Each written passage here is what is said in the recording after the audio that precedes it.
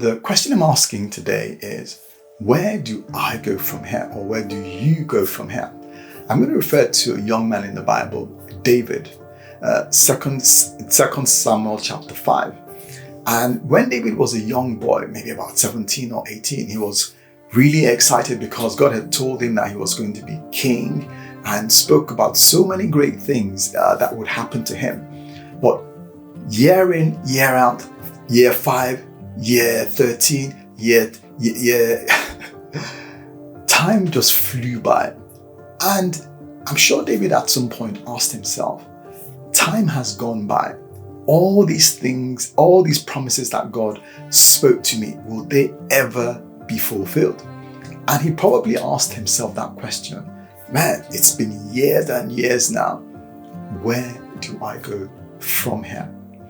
Now, yours might not be like David, but maybe there's something that you've been expecting. There's something that should have happened in your life. You had, when you were younger, you thought, okay, by the time I'm this age, this would have happened. I would have done this. And you get to that age and what you were expecting seems further and further and further away.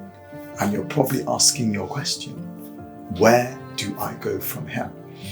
Well, I'm going to refer to another portion of scripture, Jeremiah chapter 29:11, and I'll paraphrase. God says something in that portion of scripture. He says, "For I know the plans that I have for you, plans to prosper you, to give you hope and a future."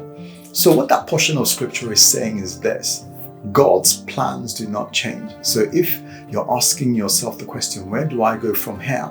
Because a lot of the things that you were expecting would happen at a particular time seem far, far away.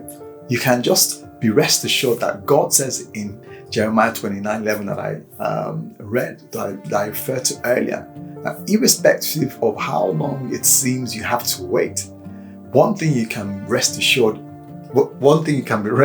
in is God's plan never changes.